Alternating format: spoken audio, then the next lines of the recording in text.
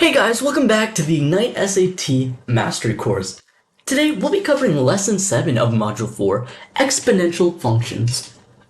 Now, just as a quick refresher, what are these exponential function questions?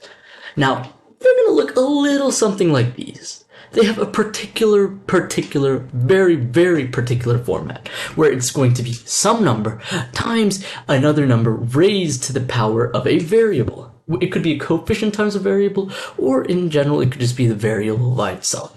Now, in these cases, there's going to be questions that either ask about, radioactive substance decay. That's a big indicator of an exponential equation.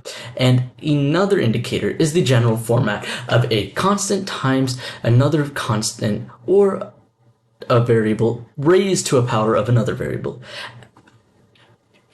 Now that we know what these questions look like, let's try answering one of these. Now, let's look at question 14. A radioactive substance is a case at an annual rate of 13%. If the initial amount of the substance is 325 grams, which of the following functions f models the remaining amount of the substance in grams t years later? Let's take a moment to dissect this. Now, we know that the general format of an exponential function is going to look something like this. F of t equals a base times a raised to the power of x, and x can be the variable. So let's just substitute all of these in.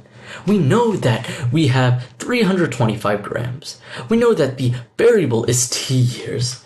And we also know that we are decaying at an annual rate of 13%. Now this is where we gotta be careful. If we're decaying by 13%, that means every year we have 87% of our original left. So we need to make sure to account for this by subtracting 13% by the original 1. After we do that, we can reduce this equation and we're going to get something very familiar, 325 times 0.87 raised to the t in years. And lo and behold, this is one of our answer choices, answer choice A. Now that we have gone over a specific question, a specific example showing the exponential functions questions, how about you guys try answering one of these? Alright, now that you've had a chance to look at this question, let's go ahead and solve it together. Jessica opened a bank account that earns 2% interest compounded annually. Her initial deposit was $100, and she used the expression 100x to the t to find the value of the accounts after t years. What is the value of x in the expression? As you noticed, I put something up on the screen. F equals p times 1 plus r to the power of t.